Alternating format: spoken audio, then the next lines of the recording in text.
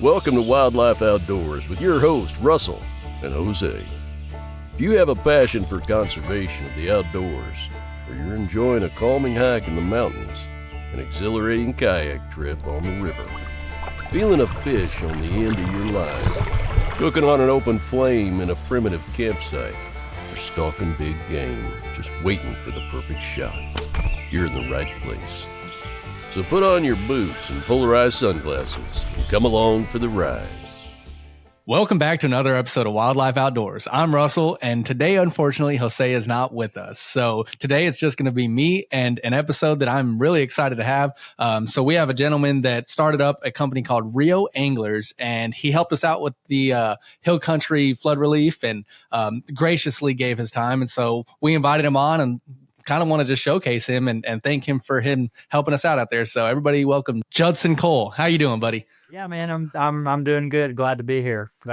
So yeah. Man, I'm happy to have you on. So, first of all, we already did an episode previously kind of recapping the event, but it was from us that kind of all helped organize it. And we haven't really had many conversations with people that were there helping in other facets or people that were guests. So, I know you were we treated you horribly. I know we put you out back in the heat. You were just out there just doing your thing, which we greatly appreciate. But what was your experience out there? And it was fun. While we were getting set up, I was kind of worried about us being kind of down the hill a little ways, out of sight, out of mind, that, if they don't see us, they may not even come back this far. Mm-hmm. But once there was a trickle of a few folks, I think just the noise of us talking and kind of cheering each other on and stuff back there started drawing people back. And after a while, we had a nice shade tree. We actually had a little crowd kind of gathering under that shade tree and enjoying all of it. So yeah, it was hot. I won't say we had a cool time down there by any means, but enjoyable by all, and the shade was much appreciated. So yeah. Awesome. Yeah, it was at first, because I remember when I got there, I was just blown away by the amount of people that were there at opening anyways. Because when I got there, we got there probably 2 hours before opening and started getting everything set up, maybe a little bit, 3 hours, something like that before. Started getting everything set up and wasn't sure when people were going to start coming in. But inside the building at Middleton Brewing, it was just packed. And then we went out there with you. I remember Jose and I went out there to introduce ourselves to you. And there was nobody out there. And I was like, maybe we need to go make an announcement, because it was just kind of everything was off the cuff. We didn't really have everything planned per se. And I saw that it was you and I think Austin was out there with you. And there was like it was Phil Norsetter was out there practicing. And so there was a couple people out there practicing. And I was like, have we started yet? So we went in and made the announcement. And then it seemed like every time I went out there afterwards, there was at least 5-10 people out there. So it seemed like you were pretty busy. At first, we had just a couple trickling down, and, we built up the little bit of crowd that we had. From the time we started scoring and running people through, me and my other volunteer, Herschel, that was kind of helping me with the day scoring and stuff. We really didn't have any downtime. We always had somebody we were, running through the course. And so, I didn't see how crowded it was inside of the brewery until we wrapped up down there. Y'all kind of helped me pack things away and gave me a chance to run through the route or the auction prizes before the auction stuff closed. Mm-hmm. So once I walked into that building, we had maybe a dozen people hanging out outside under the shade tree. I made that corner into the brewery there, and I was like, wow, it's standing room only. I had to squeeze through to get back to the auction table there. So yeah. I was very impressed with the amount of people.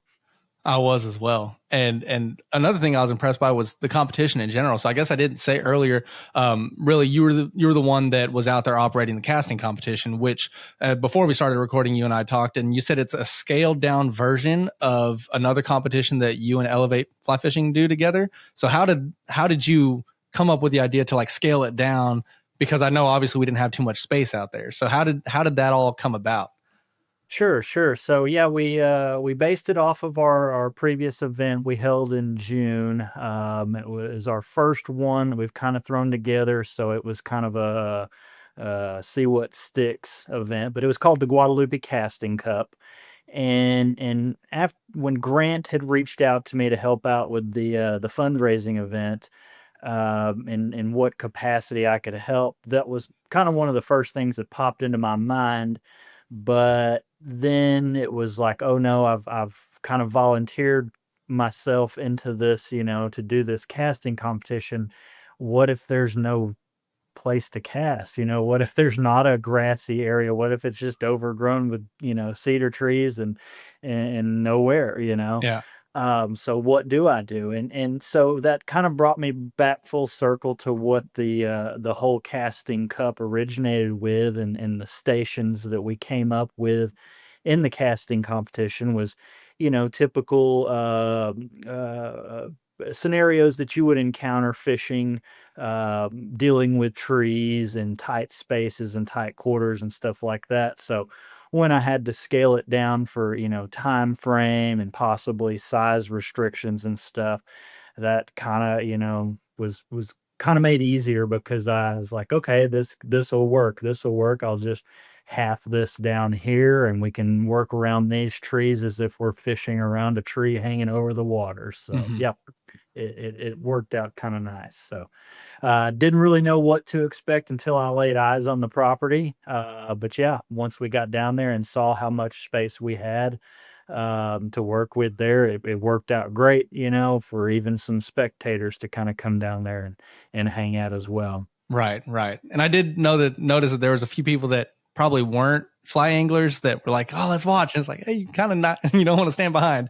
So there was some of that. It was a little bit tight quarters, but I mean, the way that you set it up was amazing, and I was impressed by, like you said, how it's things that you would encounter out on the river. And so, can you walk through the stations on what the purpose of it was, and how to, I guess, essentially fish it, and how it relates to how you would run into something on the river? Sure, sure, absolutely. So, going back to the original casting cup, what I'll refer to as the Guadalupe Casting Cup, because that'll be an annual event that we'll do.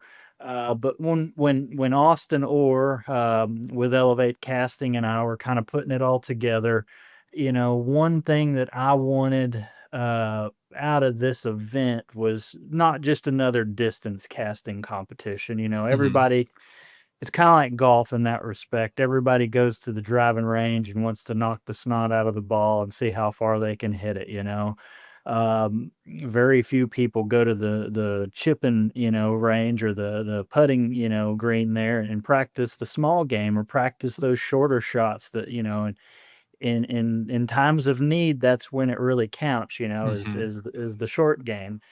And so that kinda spurred that idea of, what typical situations do you find yourself, especially in the hill country, fishing these gin clear waters to fish that probably saw what you had for breakfast before you walked down to the river. And, not to mention, the cypress trees dangling down all over you, which, we all know and love being here in the hill country, but they are definitely a fly magnet, Yeah. and they don't give up flies easy. That nice feathery, soft feather likes to just grab and wrap those, fine leaders and stuff. So, um, when we were putting together those stations, it's like that's kind of what I want to capture, is some of these assets of what makes our hill country rivers, fishing in them, kind of unique. So, the first station, and it was featured there at the flood fundraiser, was what we have now nicknamed the short and sweet station.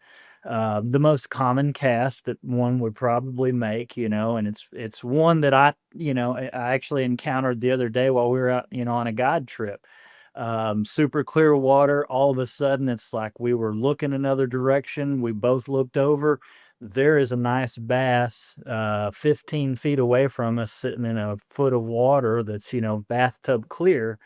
What are you gonna do? He's got 100 feet of line already loaded out. He's got to get that under control before he makes that cast, because as soon as he moves that rod, that fish will see him.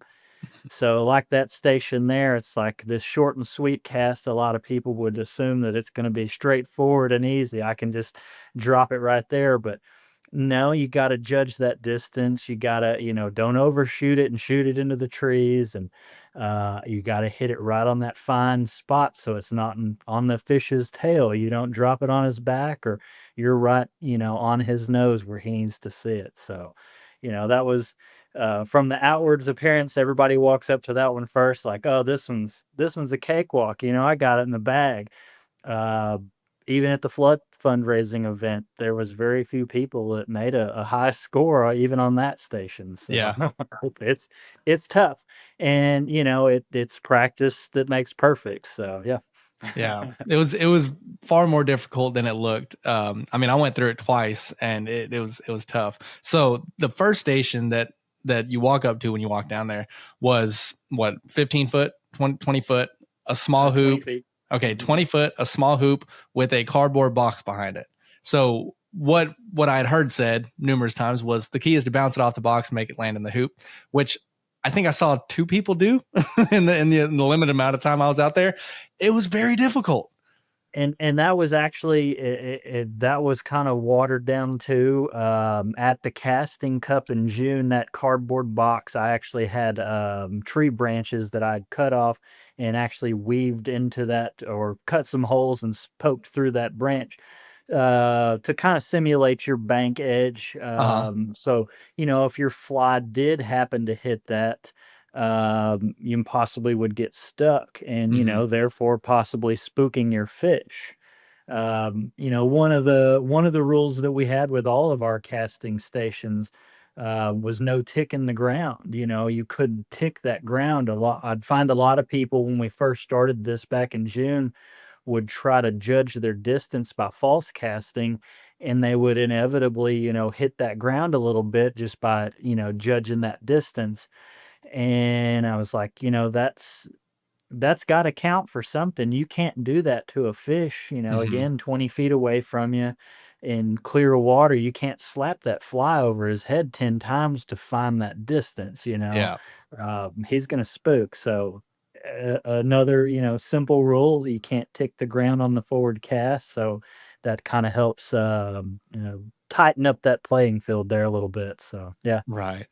Yeah, that's Chris. I didn't know that at your other casting companies you put branches. That would have made it, because I saw a lot of people that would, go over the box or drape it over the top of the box, and then the fly line would kind of pull it back. And so I can see how that would be a little bit more difficult if you actually had branches coming out of it. And a scenario that, when we started that event that day, that I was like, well, I'm going to go ahead and go, cut some little twigs and try to run these sticks through. But then I, um, kind of got behind on my time there a little bit. But then I was like, we have a lot of places like on the San Marcos River where we fish, where the bank is lined with these big elephant ears. Hmm. And it's just a big flat leaf, sometimes the size of your head or bigger, that I tell my clients all the time. We'll be fishing a popper, just bounce it off that popper or that elephant ear leaf, and let that popper just fall right straight into the water, and it's a natural entry, like that frog hopping off the leaf there. So Yeah. in that regards, that cardboard box uh, would kind of be a backboard for you to bounce it off of. But it's not easy to to hang that and do that easy. So yeah. Yeah, absolutely. Especially when you have a cedar tree to your right behind you. That was one thing. Is I was looking. I was like, well, if I could do a side cast and kind of double haul it straight into that box, but then with the tree behind me to the right, I was like, I can't do it. I can't. I have to cast overhead. And so that's another thing that you'd run into on the river. You're very limited on certain back casts you can do. Absolutely, absolutely. You've got all that stuff all around you all day long that you Hmm. don't take into account. And if you're out there by yourself, not fishing with a guide like me sitting behind you watching for them branches, you'll be spending your day squirrel fishing most of the day. So Catching some stickfish. yeah, for sure. Yeah, that's awesome. So then the next station that we ran into, which the one that was in the middle, was the offhand casting one. Yes. So that one I kind of I morphed a couple of stations from the Guadalupe Casting Cup to create this one, just due to our space and the tree coverage that we had there. That one there, I wanted everybody to, feel what it's like to cast with your offhand. Hmm. Not that you're always going to do it, but there are some situations where you need to do it and be semi-accurate with it. So, Yeah. the first challenge there, or I guess the first bit of awkwardness for most people was just, how is this going to feel? I don't ever cast with my offhand. Hmm. And then to add to that challenge, we had a track system in front of them, where it was 24 inches wide, that they had to keep that fly line, the leader and the fly, all of that had to land inside of that 24-inch wide gap or track. And then we had a couple of targets in that track, to aim at, to add the point system into it. But I would say overall, the biggest, obstacle for most was just kind of getting the hang of casting with their offhand. And we tend to a lot of times, with our offhand, be weaker, and so you find a lot of times that sidearm comes in and we don't direct our fly where we want it to. And so that's where the track started to come into play, is seeing how that line and leader are going to respond in the forward cast. Yeah, I can sidearm with my left hand once I kind of get that rhythm down, but can I be accurate with it? So that's Hmm. where the track system kind of comes in, is forcing you to be accurate with that offhand. I see. Yeah, Yep. that one I have a bone to pick with that obstacle course. It was so the two times I went through, the first cast landed right on the edge of it and it was held up by grass. It didn't fall on the loop. On the long loop. So that what was it, 10 points, 20 points? Yes, Yeah. yes, 10 and 20, and that grass out there definitely added a little bit of its own challenge. That we had some unique playing Yeah. surfaces for sure. Well, you had So to be yeah, true. You got to be true to your cast. I mean, that's kind of the way that I look at it yes. is if I'm, cause I love carp fishing. If you land it, because it was what a 8-inch hoop, maybe 6 inch. I think they're about 10 inches or Okay. so. They're a little bigger than that. Yeah. So So a 10-inch hoop. And if you're yeah, fishing for carp and you hit the end of that 10-inch, that's not, you're not going to get a bite. So, I mean, it was pretty accurate for what you have to do out on the water. So, I didn't have any absolutely. hard feelings on it, but I was just like, ah, cause everybody's like, woo. And then I was like, oh, I didn't make it in. So, it was difficult. That's one, that it would be much easier done on the water, having that smoother, surface tension to pull from, and even laying out the fly, getting your leader to fully extend on that grass, whereas you don't get that same feel Right. on of Right. relying on that grass as well. So yeah, we had to play with the course in front of us. Oh, we So did for sure, but yeah, you had to be true. yep, for So sure, for sure. that one is fun, and that one was a lot of excitement because me, I'm left-handed, but I fish right-handed. So everybody's like, "Oh, you have an advantage." It's like I have literally never. I can't think of one time I've casted with my left hand because instead of casting with my left hand, I will turn my body and I will lay it out backwards before because it's just so Yes. weird to try to cast with my left. So yeah, I mean, but that one was fun, and that brought a lot of excitement because I know there was a few people that went through there that weren't fly anglers or weren't experienced fly anglers, and that was kind of fun for them to try as well. And they didn't really have much more of an advantage as somebody that's been fly fishing for 20 years No, either. at So at that point, it puts kind of everybody on the same playing field, exactly, going for the same points. yeah, Yep. absolutely. And then the third course that we had there, or that you had there, was two hoops, one smaller than the other, inside of the other, hanging from a board. So Yes. that one, in my opinion, was the most difficult. And you had to use a different kind of you had to sidearm it. Well, you didn't have to, but it made it a lot easier to sidearm it to try to get in there. And I think I saw two people score on it at all. How many people actually scored on that one? Do you know? I think there was three people total that got scored on that. One of those gentlemen that won the Mm-hmm. the uh, the competition, he actually won by scoring twice, or once through the big ring and once through the small ring. So he Yeah. got a score of 30. Um, But that station there, is probably one of my most common situations. We call it the low hanging branch. Hmm. But there's a lot of places where on our hill country rivers, you've got that cypress limb that's about 2 to 3 feet over the surface of the water, where it's nice and shady. There's, some structure back behind, some deeper water. There's a fish back in that dark, shady water. Hmm. How are you going to get your fly in there, and be semi accurate? It's Yeah. not, that one wasn't necessarily an accuracy station as far as a placement of a fly, but more or less trying to, deliver your entire presentation underneath that low hanging limb. So, Yeah. the tighter the loop, you could score higher by getting into that smaller loop or hoop. And then, if you got a little sloppier and shot it around the edge, it would land into the bigger hoop. But yeah, a pretty common. And, while we teach a lot of people kind of that sidearm or a lower angle, tighter loop cast when we bass fish around here, because that's what it takes to deliver it in some of those little keyhole openings in those branches. Yep. I actually had to use that cast. I'd say it was probably a week or two before the event up here in Arkansas. And I was out on the Washita River and we had a cypress tree branch hanging low and a nice smallmouth sitting there. And it's weird because typically I'm chasing smallmouth in the current, but it was hot that day and it was just sitting there in the shade, I guess, just trying to find some cooler spots to hang out. And at first I thought it was a largemouth, but it was just sitting there in the shade and there's a branch. And I said, I don't think I'm going to be able to get that one. Plus, I'm moving. I'm not anchored. I'm on my kayak.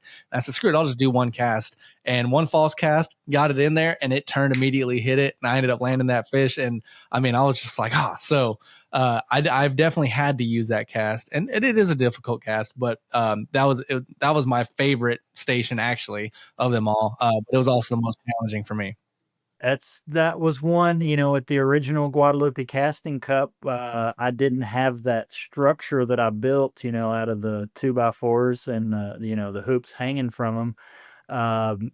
At the resort property there, all I had was a handrail. And I've lashed a hula hoop system to that handrail underneath it. And then there I even went further and made it a little more difficult, but cut some more tree limbs and zip tied those tree limbs to the top of that handrail to, give you more of that visual input of having to go under them tree limbs. And if you, like on top of the system I had there at the flood fundraiser, you had a slick pipe on top. So if the line went over the top of the pipe, there was no, risk, to get it back. Yeah. But there, we had a few folks that shot their little fly up into them tree branches and actually got hung up in them. And I had to have my, judge go over and, undo their fly a little bit. And I was like, that's what happens, if you go too high and overshoot it. So Yep. yeah. Ain't that true? And most people approach that. I've yet to have anybody do any type of different cast there other than the traditional sidearm overhead cast. I keep waiting, and maybe I'm just going to go ahead and put it out there for the next event, but I keep waiting for somebody to come up there and do a bow and arrow cast. That was my thought, but I didn't know if you could. It's like, hey, it's made for it, nobody's thought yet outside of the box to do it. So Yeah. Yeah. It was a thought while I was there, but then secondarily to that, I was like, the last thing that I need is there to be something, because it's not my rod. And if I break somebody's rod trying to do that, I would feel horrible. I was like, I'm not even going to try. Sure. Yep, that's awesome. So yeah, those were the three stations that you had there. And I mean, it was a blast. Felt like we had a good turnout. And once again, I just want to say we really appreciate you spending your time out there. I know it was hot and you're out in the sun. Luckily, there was the shade tree for you, but we greatly appreciate it. Sure. But whenever you finally made your way inside and got to see the event and actually, put bids, raffles, or auctions or anything, did you end up winning anything? I did not. I only bid on a couple of things there, but I did not win anything, unfortunately. So, yeah. Bummer. I actually, ironically enough, won the raffle for the fly box that we used the tickets of people that entered your competition. Anybody that entered it. So I ended up winning that fly box. And so that's the only thing that I won the whole time. But we had a friend of ours that had organically found out about the event, not through us. I hadn't spoken to him and it's probably been 5 years, 10 years. And Jose, I guess, has seen him a couple times in the past 10 years or so. But he showed up and he's like, what are you guys doing here? And we're like, oh, we're kind of the ones that, we helped out, organizing this thing. And he's like, I was fishing the other day and somebody told me to come down here because they were having an event. And so he organically found out about it, but he made out like a bandit. I think he won a couple raffles and then he won one of the auction items, the Japanese 3-weight glass rod. And it's like, man, he came out like a bandit. That's awesome. I remember him going up and claiming all them prizes. Yeah, I remember that. Yeah, it was fun. Now I'd like to tell you about a couple of our sponsors. First, we have Bucked Up. When you're out in the wild, whether you're stalking a trophy buck, casting for that elusive bass, or trekking through rugged terrain, you need more than just grit. You need fuel that matches your passion for the outdoors. That's where Bucked Up energy drinks and supplements come in. Crafted for those who live life on the edge, Bucked Up offers a range of products designed to enhance your performance, endurance, and recovery. From the early morning hunts to the late night fishing trips, Bucked Up has your back. Use promo code WLO20 at checkout to receive 20% off your order. Explore their full range of products by clicking on the link in the description. Next, we have Foretold Coffee Company. Start your adventure with a brew as bold as the journey ahead. Foretold Coffee Company crafts ethically sourced small batch roasts for those who find peace in the wild. Founded by Army veteran Joshua Sandoval, each cup reflects resilience, exploration, and the spirit of the outdoors. Whether it's the light Peruvian cocoa, the medium El Salvadoran bourbon, or the dark Mexican honey, each cup is perfect for the base camp mornings or fireside evenings. Subscribe to their monthly coffee club for 10% off and stay fueled for every expedition. To learn more, visit foretoldcoffeeco.com. So we talked about the event. I guess now I'd like to give you an opportunity to talk about your business and Rio Anglers and how it started and the idea behind it. And shameless plug here for you. Sure, for sure. The Rio Anglers thing is a fairly new venture that, I've stepped off into. We're not new to fly fishing or guiding by any means, but we've kind of rebranded ourselves, and in that rebranding process, we added a retail fly shop. So, first thing first, I'll talk about my newest baby here, being the fly shop. When we just opened that in December, that's the only riverside fly shop in the state of Texas. We're located there on the Guadalupe River, at the Rio Guadalupe Resort property, and that's at Fourth Crossing of River Road. So we're 5 miles below Canyon Dam, right in the middle of the trophy section of the trout waters there. So, we're right in the middle of it. Trout headquarters is what one of our old, GRTU presidents used to refer to the resort property there, because some of those guys were winter Texans themselves, and they would get their mailing, forwarded to the resort address in the wintertime. So, the property there's, kind of been, in the middle of that ever since they've, been doing the trout stuff there. But anyways, back to the fly shop, and enough about the trout, and we'll talk more about that. But the fly shop was kind of something that fell into my lap. It was a pipe dream that I had had for a while, something that probably I was never going to achieve because I didn't have the funds, to fund or, financially open up a retail store. It's like, how do I even do this?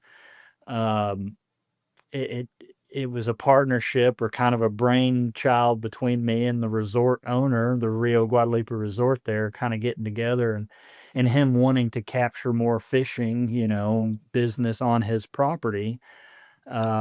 Our first conversations, about that were, he brought up night crawlers and Zebcos and stuff like that. It's like, we got to get people fishing. That's the stuff that they'll, need. And I'm like, that's great and all, but if I'm going to be involved, I don't have a whole lot of knowledge and expertise, in night crawler fishing, and our Trout Unlimited guys are going to have, a field day with us, selling worms to go catch these fish that they've spent some money on putting in, that may or may not be big enough to keep. I feel like we're kind of promoting maybe some borderline bad ethical fishing, if we do go this venture. So, if I want to be involved, we're going to do something a little different. I want to run a fly shop, and so I did a business formation, formed a little LLC under the Rio Anglers name, and opened up the retail fly shop. And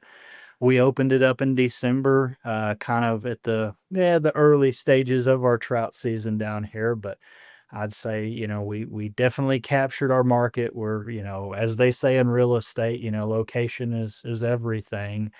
Man, we're like the gift shop. You gotta exit in and out of the gift shop to get to the fishing. So, people were coming there to fly fish. They needed flies, they needed leaders, they needed tippet, they needed split shot, they needed all the basics. So, we were make sure we're heavily stocked on that kind of stuff.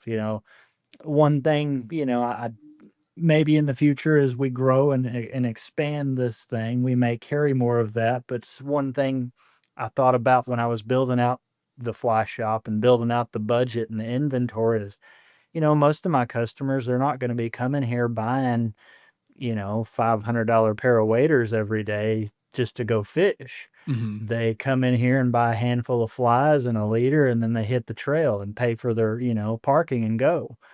Um, so that's where I need to spend more of my money and have more of that inventory readily available. There's plenty of outlets and other fly shops around that cater more to that higher end inventory of stuff where, Hmm. we're like I said, we're right there on the river with all the gear that you will need for fishing that day on the river there. So um, I think we kind of built something unique, being a riverside fly shop and servicing, that area. We also have other stuff in there to, include our bass fishing on other rivers. Like we, talked about the San Marcos a little bit a while ago. We got on the Blanco River, Llano River, and stuff like that. So, we carry some bass flies and bass leaders and bass type gear. But again, not every day is my bass fly fishing customer coming in and buying high end fly rods or waders and that type of gear. So, Hmm. we focus on probably lower margin type items, but we got all the stuff you'll need for fishing our area, that's for sure. So That's awesome. all of that kind of was based on a guide career that, I've been running now, well, thinking on it now for 16 years. Oh, wow. I've been guiding here in the hill country. Um, so yeah, the fly shop, even the fly selection down to the brands that I carry in my shop and the actual, items of those brands, all are based on, those 16 years of guiding and fishing in this area. These are the setups you'll need. I've got some variety, I'm not going to Joe Dirt this thing. And, it is about not just me and about the consumer. Um, yeah, I've got other things, and we plan to expand. We didn't capture the Euro nymphing crowd this first go around yet, but as we grow, we might start bringing in some Euro flies and stuff like that. But when we first opened the shop, we definitely got our trout stuff and local bass stuff dialed in, and yeah, all that based off of my guiding career. So. Um, I guess turning the clock back 16 years, um, talk a little bit about how I even got into some guiding if we want to. Yeah, I'd love to hear about it. Okay, sure, sure. So kind of in a forced way, kind of fell into guiding. Kind of just needed a job and guiding fit the bill. But um, prior to guiding fly fishing here, I have a degree in horticulture. I was an account manager with some big landscape companies in the Austin area. Um, I went to school for it. That's what I had envisioned my future being was, being Mr. Landscape guy. I didn't know in college at the time I had, some choices to make. Are you going to go golf course route? Are you going to go, running a nursery and growing little tiny plants? Are you going to be a tree farmer? There's all kinds of stuff. Uh, kind of foreshadowing there, I found a love for some bugs in college, and that'll come into play later as I get more into the trout fishing stuff. But yeah, I got it. Well, I started college. Well, I got out of college without any debt, and let me kind of preface some of that with my parents were the type of people when before I was even born, they saved money because they wanted their kid to go to college. And I'm an only child, so they only had one kid. They only had one, child to save up the money for. But, that was their dream. Their goal was, for me to get out of college debt free. So Mhm. here I am going to college. They're footing the bill. I'm very grateful for that. I'm to this day, and I still use and I try to keep this, well in front of them. That I still use my college degree, even though I'm not in horticulture. There are some applications still drawn from it. Um, but yeah, they wanted me out debt free, and so yeah, I'm now working in Austin off of this degree. And then all of a sudden 2008 happens. I was working for a landscape company that we were doing a lot of, work with new homes being built. In 2008, the housing crunch, everything kind of falling apart. Not so much in Texas. Texas fared pretty well through the housing crisis.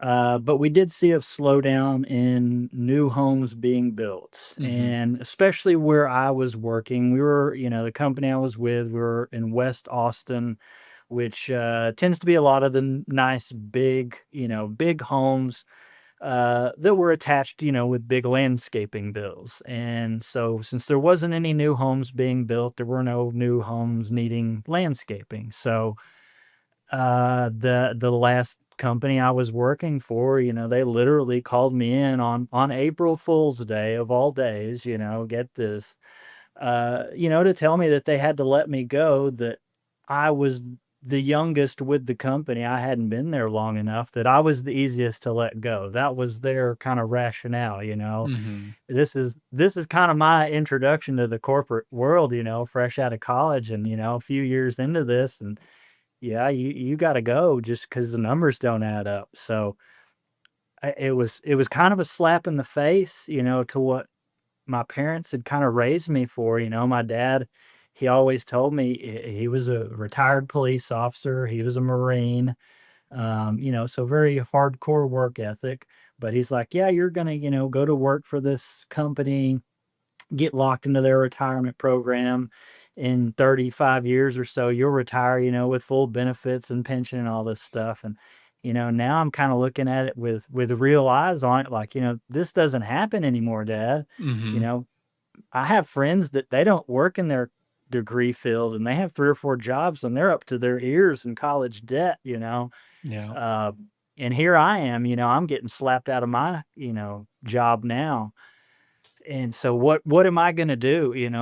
What am I gonna do when I'm, being let go from this landscaping job? This is all I know. This is my degree field. So I kind of panicked.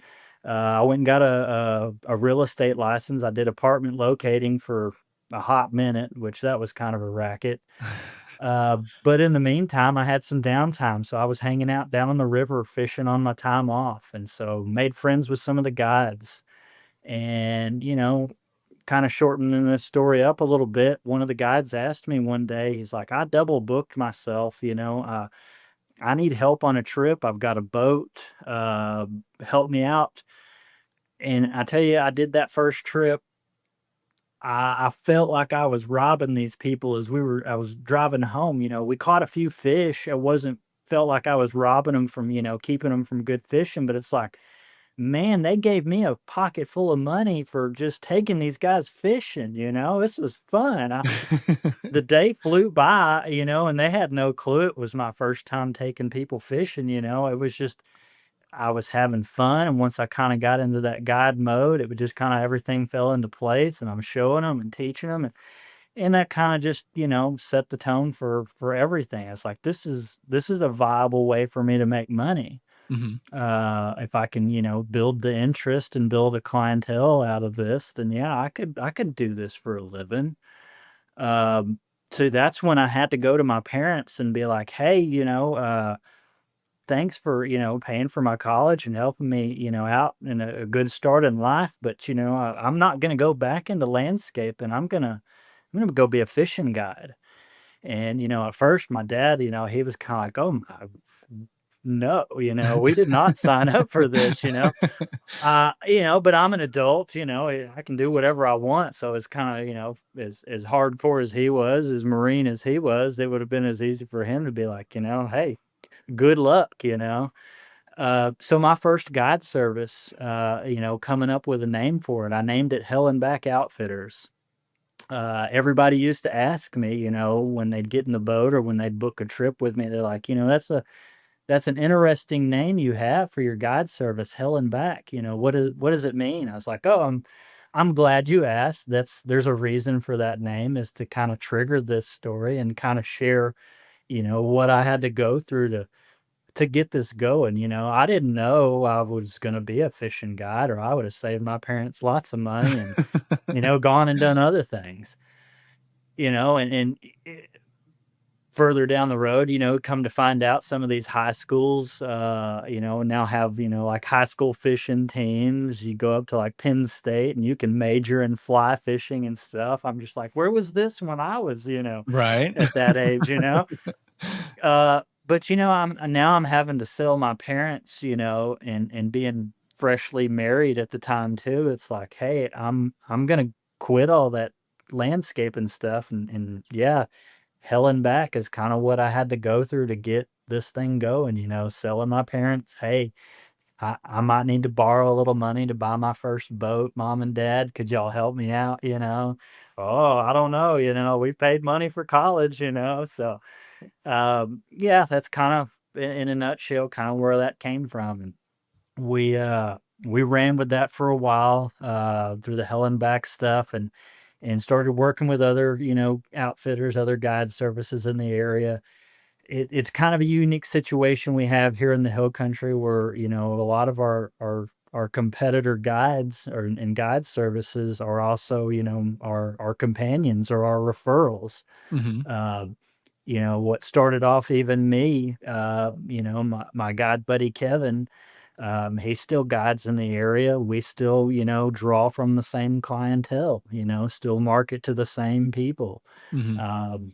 But, with the relationship we have, and I have with, lots of the other guides in the area, I wouldn't bat an eye to call them up. Hey, I've got a double boat or I'm double booked. Can you take this trip for me? Because, not only do I respect you as a person, but, I know you run a tight ship on your guided trips. So, there's no question, if I send my customers with my competitor, that they're going to be well taken care of. So, Yeah.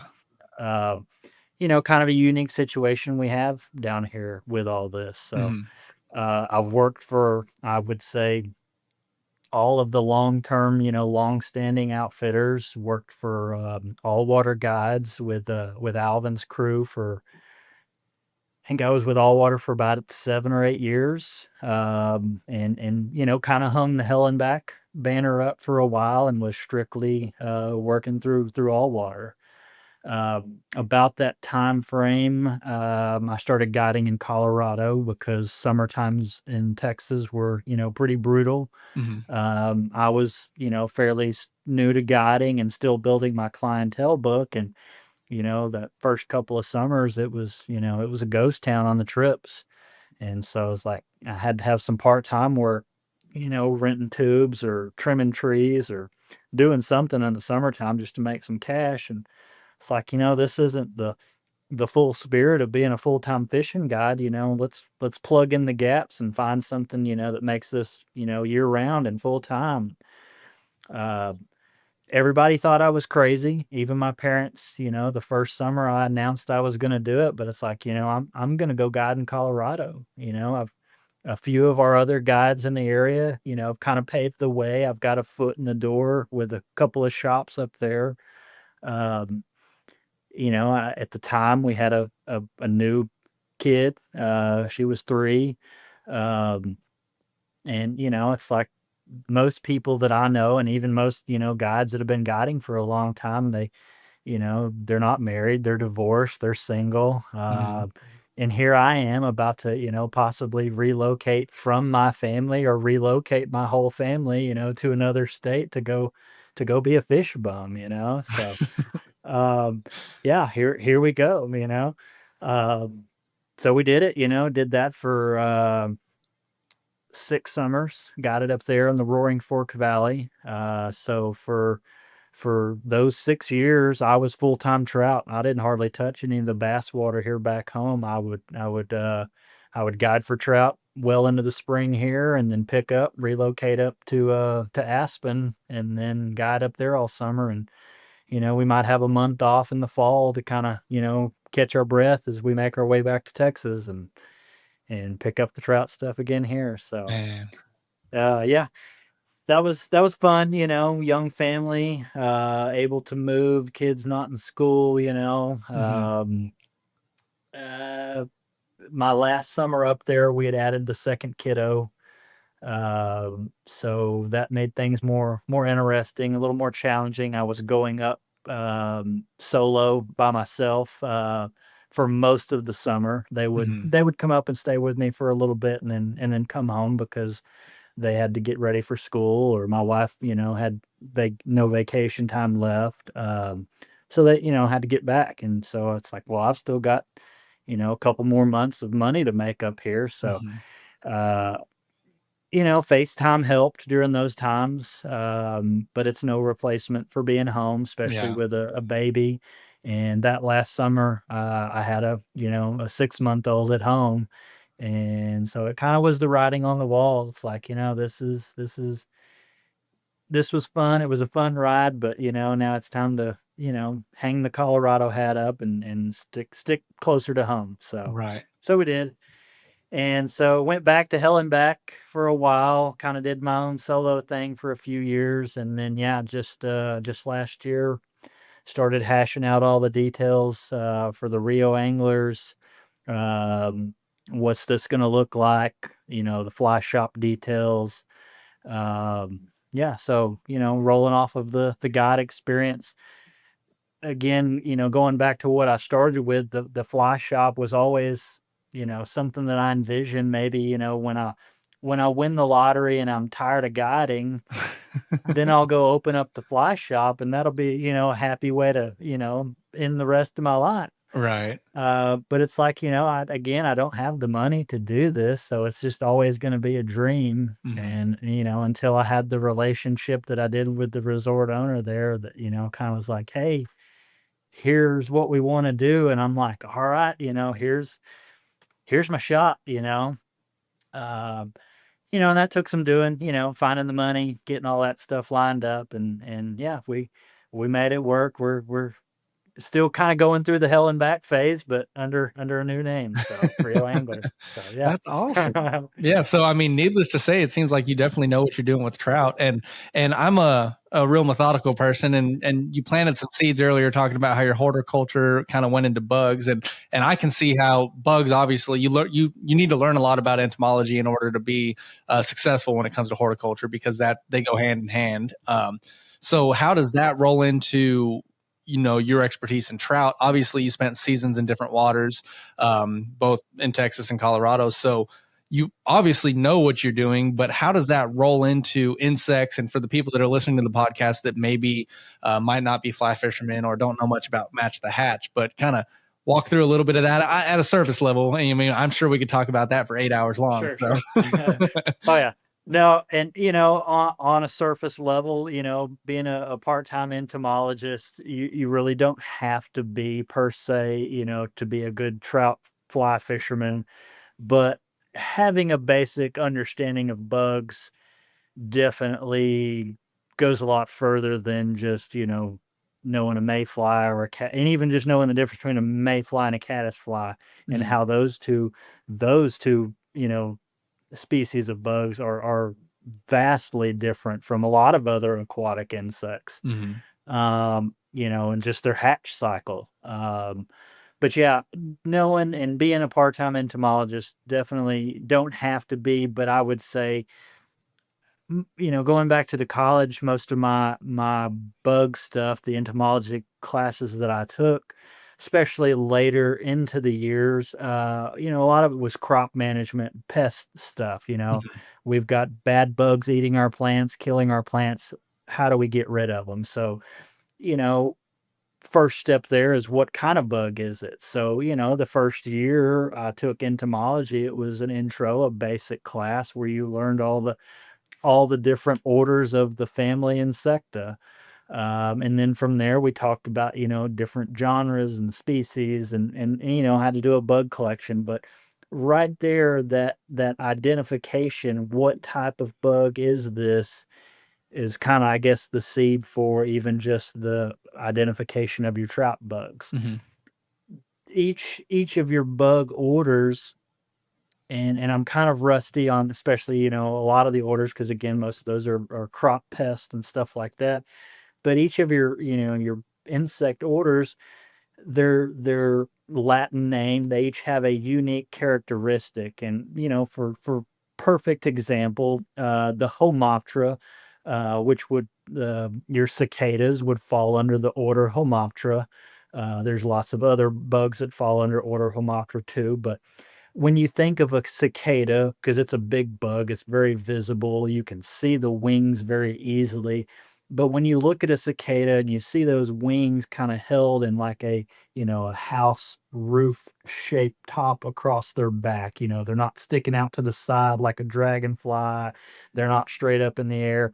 They're held against the body, but like the ridge line of a house.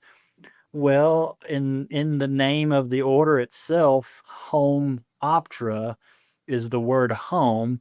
That was my entomology professor, his way of helping us associate that bug order with its name, Mhm. Homoptera. Here's your bugs. All these Homoptera insects hold their wings in this fashion. So that was an easy way for me to look at a crop pest, like a white fly or a cinch bug. Which one is it? Okay, the white fly's wings are like this. This is a Homoptera. From that identification process there, I know what type of bug it is, and I can go into what type of chemical I need to treat that bug for because I'll understand that bug's life cycle. Mhm. Do I spray it with some hot stuff and kill it now, or do I spray it with a more nature friendly, milder thing that will systemically kill this bug by the plant repelling the bug? So some neat stuff happening in that, world there. Mhm. But going back to the trout stuff, I had that background in bugs, but when I started, realizing, we're matching the hatch, we're matching the bugs that we're fishing to the bugs that these trout are feeding on and they're encountering on a daily basis. Where is my entomology, brain gonna automatically go to? It's like, okay, this is the order of the bugs. Now I know these, Ephemeropteras and Coleopteras and the different orders. Now I can, geek out, so to speak, on these different bugs and what are the different species of mayflies and how do they hatch? And, in just mayflies alone, you've got, crawlers and clingers and burrowers and swimmers and bugs that do all different, just in the mayflies alone. So, right there trying to match a hatch. If I'm trying to fish let's say a slate drake hatch on the Guadalupe when they're hatching, I don't want to dead drift that nymph. I want to, fast swing on a tight line and give it some movement, my little nymph, because that slate drake, that mayfly I knew was hatching, and he's a swimmer. He's swimming around in that water. He's a very active bug.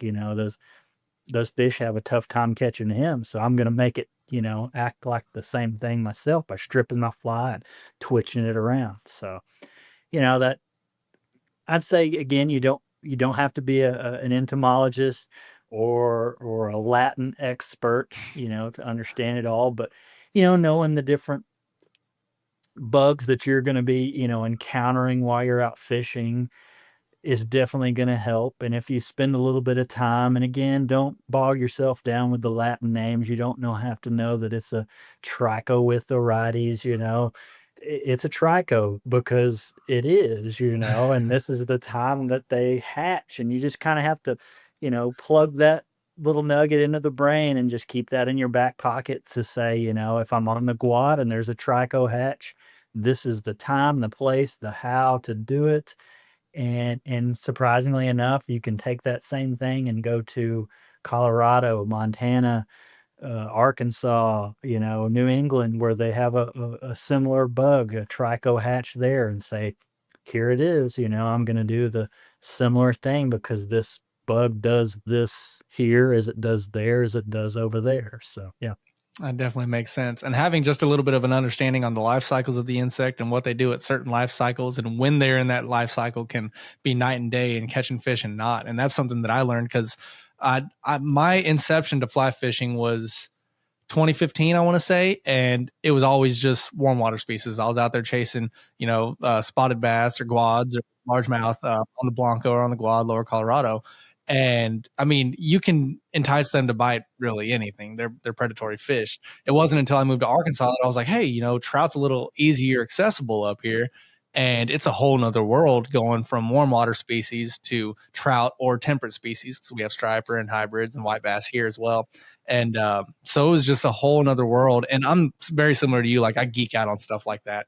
And so it was just video after video after video and trying to learn these insects and how they work at different life stages and stuff like that. And it's night and day catching fish, not catching fish, just having a simple understanding of how it goes. So seems like you definitely know what you're doing. So are you still guiding or is it just a fly shop? Yeah, still guiding, still, as much as I can. I don't have a staff at the fly shop yet. My wife covers me on days off, that I need to go guide if she is off. My wife's a dental hygienist, so she maintains a full schedule herself. But I can usually work my guide schedule around, right now, some days that we're closed in the shop, but also around her schedule and on the weekends. I've got several other guides that work with me, mostly during the winter, which is kind of our, bread and butter season when we're the busiest. So, as far as availability of, getting out on the water, it may not always be with me, but, I've got guides to get, our clientele base out there. So, yeah. That's awesome. So how do Yeah. people find you?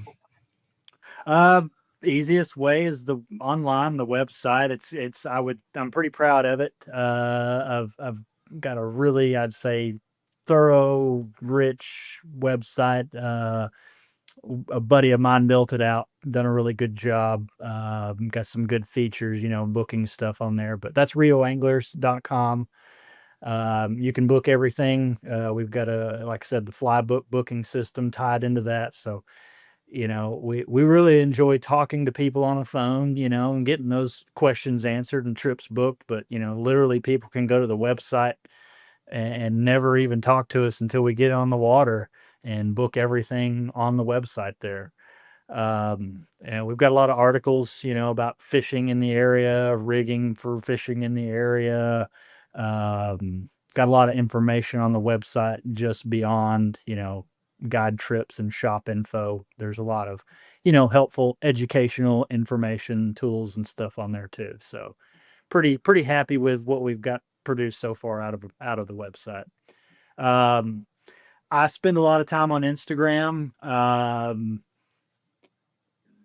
Shamefully, probably too much time, but it's more for business purposes. I hate drug my feet for a long time on the social media stuff, but you kind of get addicted to that little dopamine spike, when you get those little like things coming through. So I won't say I don't like it, but yeah, if I'm gonna be found or easily accessed on social media, I'll do most of my posting and interacting on Instagram just for the simple fact that it's just pictures and not a lot of drama and stuff, So, and I like the reels feature, so we can make my own little fishing videos and stuff like that. So, Yeah.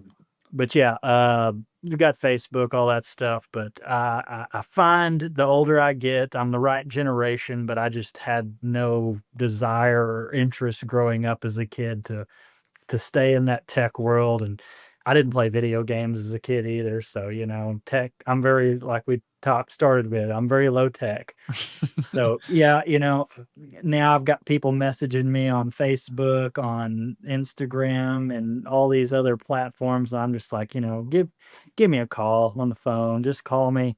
Worst case scenario, email or text. It's like I'm pretty good at checking emails and texts, but once we start getting into the tertiary messaging services, it's like you might be put on hold for a few days till I circle back to you. I'm the same So way. I yeah, am call me, text me. Email is by far the worst. Like I have so many unread emails. It's not even. I don't even need to get into that. But yeah. yeah, I mean, I've grown to love emails just because I think it's a little more formal. And again, probably my age, I like all my information laid out. hmm If you start sending me a link to join this and jump over here and let's, do this, I'm like, I'm a one trick pony here, yeah, let's put it on paper, yeah. That's awesome. So, So yeah. yeah, Uh, before we close it out, are there any things that you guys have exciting coming up, coming down the pipeline? Any events that are coming up in the future, or any ideas that you have you'd like to talk about? In the fall, as the shop goes, I've got our holdover tournament on the Guadalupe. That'll be at the 1st of November. We'll have more information on that as it's released. That is actually hosted by the New Braunfels Fly Fishers Club, but we provide the location. Last year it was a pretty big event. We had record turnout. I want to say like 50 plus Oh, wow. participants when we normally would have like 5 or 10. So it's become popular fishing for these holdover trout, but that's the first thing we're looking for. In the meantime, we're gonna be on the lookout, but we're gonna put a get ready for trout season event at the fly shop. Gonna be a free event, informational, very basic, but come to the fly shop. We'll have a couple hours. We'll answer questions, show some rigs, tie some knots, look through some flies, look at bugs, just a basic 101 intro thing. That'll be planned for right now, mid-October, but stay tuned. We'll have more information on that here in the next few weeks. So, yeah. Awesome.